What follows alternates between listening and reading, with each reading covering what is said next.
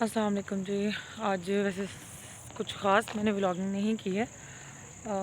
سارا دن گزارا ہے آفس کے کاموں میں اور سم ٹائمز ٹائم ہی نہیں ملا کہ میں کچھ بناؤں یا کچھ بولوں اس پر. تو پورا دن میں ایک there was a function of ISSI، پھر اس کے بعد واپس آفس، پھر اس کی reporting and all. Then I went for some kind of sorts on inflation.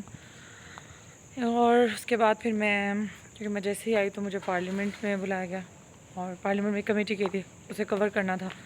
پھر وہ کیا اور اب میں بول رہی ہوں اس کی رپورٹ ہے ہمارے ساتھ. تو پھر میں ان کے ساتھ واپس جو ہے اپنے آفس جا رہی ہوں. وہاں سے اوبویسلی اپنی گاڑی لوں گی اور وہاں سے پھر میں آگے ویئرس ایور آئی وانٹ ٹو گو میں وہاں چلی جاؤں گی.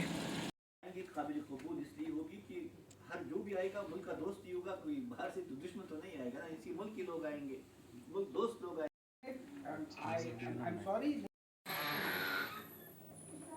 چلو وہ باہر ڈرائیور آیا ہوا ہے، چلو سر کہہ رہے ہیں وہ انتظار کر رہے ہیں. چلو. آپ نے سعودی عرب کے ساتھ ایک معاہدہ کیا ہے، اس حوالے سے معاہدہ تو نہیں ہے، ہماری ڈسکشن ہے. یہ ہم ایک گلوبل ہیلتھ سیکیورٹی سمٹ کر رہے ہیں پاکستان میں کہ نہ صرف پاکستان کو اس سے فائدہ ہو بلکہ پوری دنیا کے غریب ممالک جو کہ نہیں افورڈ کر سکتے جب کوئی پینڈیمک آ جاتی ہے اور وہ اس طرح رسپانڈ نہیں کر سکتے جس طرح کے امیر ممالک کرتے ہیں. تو ہماری یہ کوشش ہے کہ پوری دنیا کے لیڈرز، ہیلتھ لیڈرز اور ایکسپرٹس آ جائیں اور وہ بنائیں ایک ایسا میکینزم کہ پھر وہ رچ کنٹریز بھی بون ہوں اور وہ جو انٹرنیشنل ڈونرز ہیں وہ بھی بون ہوں کہ غریب اور لو اینڈ مڈل کنٹریز میں بھی وہ ریسورسز آ سکیں. یہ بتائیے گا کہ سعودی عرب کیا پاکستان کی جانب سے کوئی ورک فورس بھیجے جانے کا پلان کیا جا رہا ہے، اور اگر کیا جا رہا ہے تو اس میں لگ بھگ تعداد کتنی ہوگی؟ اچھا، ان سے جو ہماری بات ہوئی تھی، ایک تو ہمارا جو ریجنل کانفرنس آ رہی ہے کیروں میں اور اس میں ریجنل ڈائریکٹر کی وہ بھی وہ ہوگی، الیکشن بھی ہوں گے اس سے، اور پھر ہماری میٹنگ ہے ہماری اور سعودی منسٹر کی ادھر کیروں میں. تو باقی جو موڈیلٹیز ہیں وہ ادھر ڈسکس ہوں گی. ادھر صرف اس وقت کارٹسی کال انہوں نے مجھے مبارکباد دینی تھی. ڈاکٹر صاحب، یہ جو بیان آپ نے دیا ہے کہ پریشر میں ہم کوئی فیصلہ نہیں کریں گے، اس سے ظاہر ہے جیسے انہوں نے بتایا کہ 2700 سے 3000 ڈاکٹرز ہیں جو کہ پڑھ کے آ چکے ہیں، ان کا فیوچر کیا ہے؟ دیکھیں، سب سے پہلے تو یہ MDC کو بھی میں نے بتایا تھا کہ بھئی یہ کیسے چاہتے ہیں.